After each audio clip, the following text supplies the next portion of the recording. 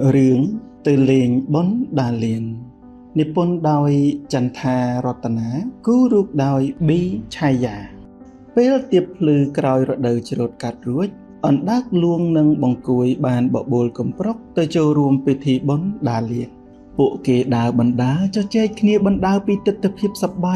យនៅក្នុងពិធីបុណ្យដាលៀននោះទីទុយបានលឺក៏ចង់ទៅចូលរួមនឹងគេដែរតុក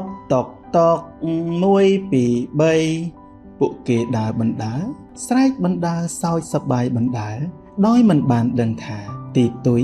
កំពុងលបលួចតាមពួកគេពីក្រោយឡើយសត្វទាំង3ធ្វើដំណើរយូរដែរហើយនៅតែមិនទាន់ដល់ទៀតកំប្រុករត់ឡើងលើចុងឈើហើយក៏ស្រែកបងបង្គួយបងអណ្ដើកលួងខ្ញុំគិតថាពួកយើងដូចជាខុសផ្លូវហើយយើងគួរតែទៅខាងឆ្វេងវិញអណ្ដើកលួងតបខ្ញុំដើរយឺតតាមផ្លូវនេះរាល់ថ្ងៃខ្ញុំគិតថាទៅមុខត្រូវហើយចំណែកឯបង្គួយងាកឆ្វេងងាកស្ដាំទេខ្ញុំគិតថាខាងស្ដាំទើបត្រូវជាងកំប្រុកលោតផ្លោតទៅខាងឆ្វេងអណ្ដើកលួងនិងបង្គួយក៏សម្រេចទៅតាមកំប្រុកសត្វទាំង3អស់កម្លាំងផងមេឃងងឹតផងក៏ឈប់បន្តិចនៅក្រោមដើមឈើកំប្រុកនិយាយខ្ញុំដូចជាស្រែកទឹកណាស់បង្គួយនិងអណ្ដើកលួងតបពួកខ្ញុំក៏ស្រែកទឹកដែរអណ្ដើកលួងស្រែកឡើងមិនអីទេយើងដើរតិចសាកដឹកនៅម្ដុំនេះក្រែងមានទឹកបង្គួយនិងកំប្រុកដើរយឺតយ៉ាងប្រុងប្រយ័ត្នតាមអណ្ដើកលួងដើរចុះដើរឡើងមិនឃើញមានស្រះទឹកឡើយស្រាប់តែគ្រូពួកគេផ្ទៀងស្ដាប់អណ្ដើកលួងនិយាយឡើងខ្ញុំឮសំឡេងទឹកហូរហើយបង្គួយឆ្លើយអត់ទេសំឡេងខ្ញុំគោពោះទេតាស្រែកទឹកផងឃ្លានផងវង្វេងផ្លូវផងសត្វទាំង3អស់សង្ឃឹម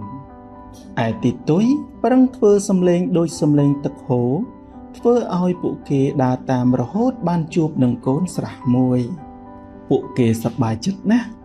ក៏ប្រញាប់ផឹកទឹកមួយឆ្អែតរៀងខ្លួនពួកគេទាំង3ផឹកទឹករួច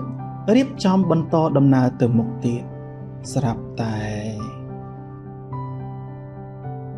សត្វទាំង3ខ្លាចណាស់ក៏ប្រញាប់នាំគ្នាគេចទៅយ៉ាងលឿនដោយមិនបានឃើញរណ្ដៅមួយនៅពីមុខពួកគេឡើយ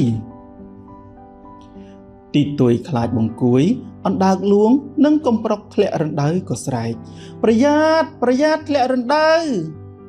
គ្រាន់តែឮសំឡេងទីទុយសត្វទាំង3រត់តែខ្លាចរត់ប្រសេកប្រសាចពេញព្រៃកំប្រុកជាប់ក្នុងដង្កៀបឈើបង្គួយធ្លាក់ចូលរណ្ដៅភ័យញ័រជើងញ័រដៃឯអណ្ដើកលួងវិញលឹបចូលក្នុងស្នូកចាំមើលស្ថានភាពទីទុយហោះសំដៅដើម្បីជួយពួកគេតែពួកគេរត់តែខ្លាចយំខ្លាំងរំពងព្រៃ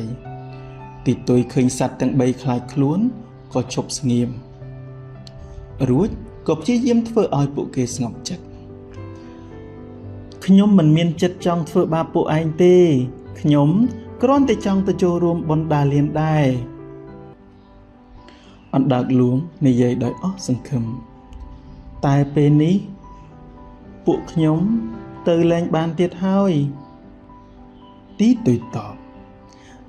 បើពួកឯងជឿជាក់លើខ្ញុំនឹងជូនពួកឯងទៅអណ្ដើកលួងក៏ពោលខ្ញុំដើរយឺតណាស់កម្មវិធីជិតចាប់ផ្ដើមហើយខ្ញុំប្រហែលជាទៅមិនទាន់ទេពួកឯងនាំគ្នាទៅចុះ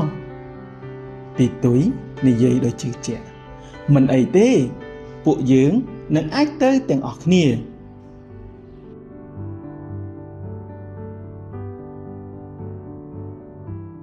សត្វទាំង4មកដល់កន្លែងធ្វើពិធីបុណ្យ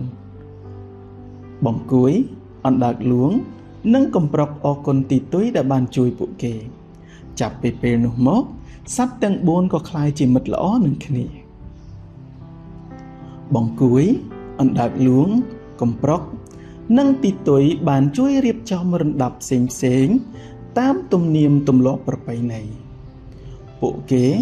ត្រៀមប្រារព្ធពិធីបុណ្យដើរលាននៅល្ងាចនេះ